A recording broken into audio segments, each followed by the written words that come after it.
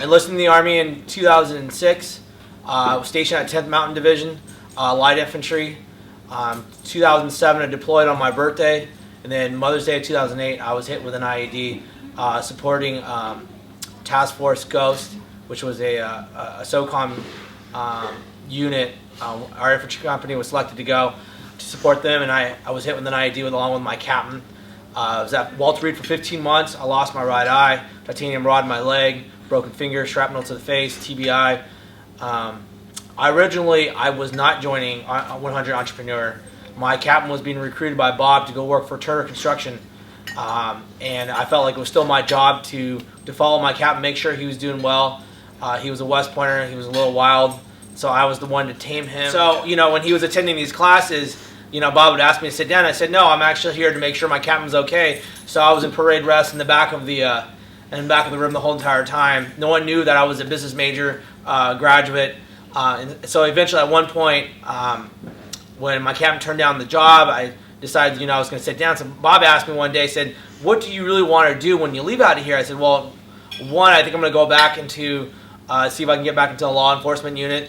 But if not, I want to start my restaurant. So I had this business plan when I was a senior in high school in 1997 that I kept to myself and never really told anyone about it. I would had mental notes and I had a notebook, with my own personal writings on it. And I think Bob was the first one I told him.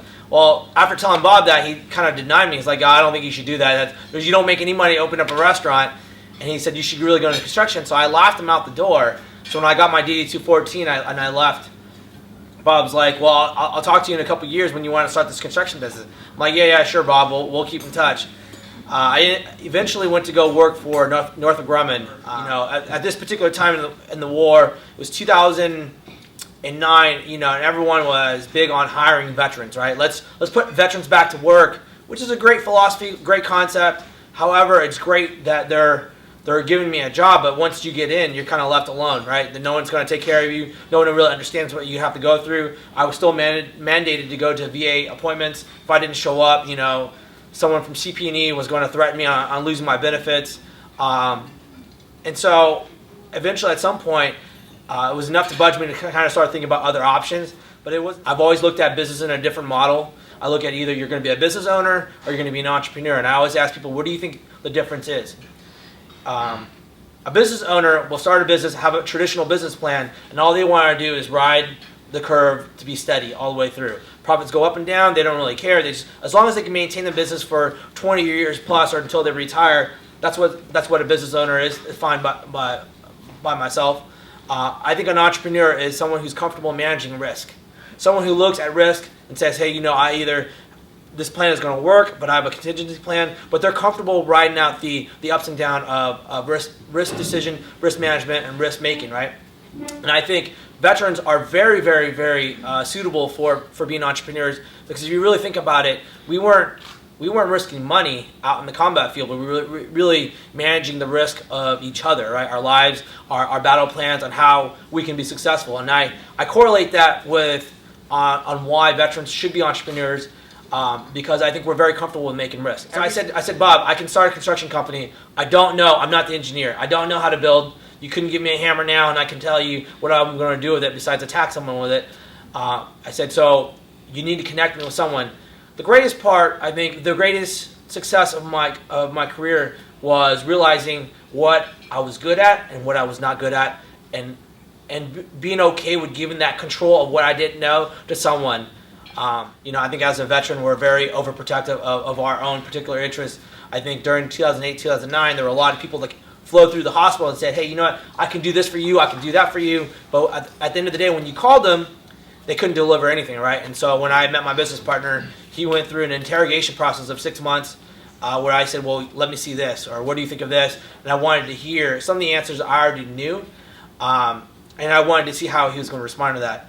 And then I said, well, and so he said he agreed to help me start my business, this construction business, which was aimed towards that federal contracting, which what Bob had educated us when we were at the old Walter Reed.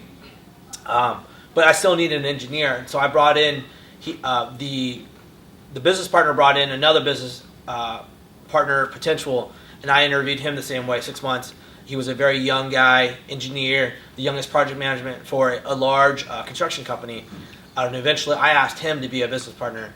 And then the other business partner said, no, I don't want to be a partner. I just want to help you guys out. You're a vet. I just want to help you.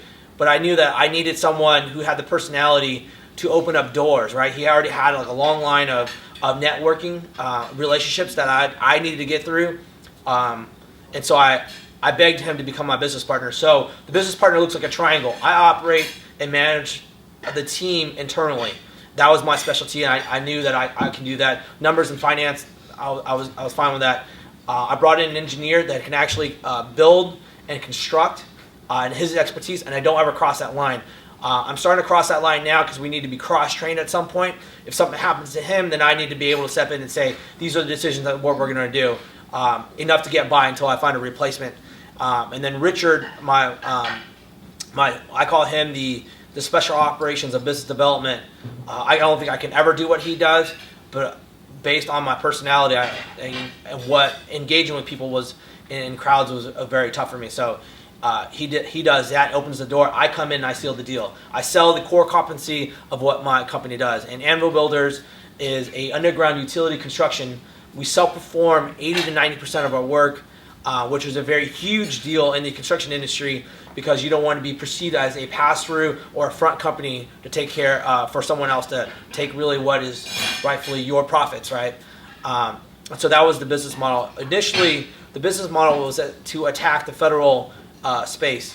In the federal space, you go to all these outreaches, they're like, yeah, you should be certified as a service-disabled vet, you should, a minority business, and these opportunities are out there. They tell you, every contract has to have 3%. So being a naive, young, entrepreneur, I started to look into it. Well, when I was ready to pursue some of those contracts, I was in the middle of negotiating my first contract, and they said, well, you haven't been in business for 3 years. Your company hasn't been in business, so we can't award you this contract, which was a slap in the face because everything that I had worked up to this point was to do federal work. So I turned around and said, well, how do I build my resume? And at that particular time, I was a small GC and a small general contractor. A general contractor doesn't really do a whole lot besides manage. So I had to turn my business model around to be flexible. So I joined the union. So I'm signatory to the laborers, operators, and the carpenters. And we started to look at what work we can self-perform. We started off as a $10,000 investment, and now we're a $40 million firm with 115 employees, which originally started with just 3 business partners. Without Bob, to be honest with you, I wouldn't have been able to do what I've done, because it really kind of started with him just asking questions and then introducing me to my business partner. And in return, so the goal of my business is to have half my company by the time I retire to be 50% veterans. If I can get more, that'd be great. But the 100 Entrepreneur program was what really based with my business model was really based off of. It took a lot of hard work, a lot of time, a lot of sacrifice, which is a lot of things that I don't think is out of the box for veterans. It's actually second nature to us, right? We've given up a lot of things to do this, to do what you're doing, serving our country. I think it falls along the same way. I always love hearing why people love to hire veterans, but then they don't really get to see the whole big picture. But then when you do business with a veteran, it's almost completely a natural connection, right? First of all, we have integrity. We're straightforward. I say no to clients all the time. If I can't do it, I'm going to tell you, hey, I can't do this. And they appreciate it so much more than someone that comes in and says, hey, I can do everything for you, and then underneath the sun, and then you can't deliver the product, the quality that you're looking for. And I think that's very important to note. We're a smaller company compared to a lot of the companies in our industry, but I'm the first one to say, no, I'm not going to do this, or no, you're not a good partner for me to work with. I will back off. I will not chase dollar signs. And I was sharing this with someone. I think when you create a business plan, most of the time when you're creating that business plan, you're really thinking of the dollar as a result. And I think that's a really huge failure to where you want to go. Because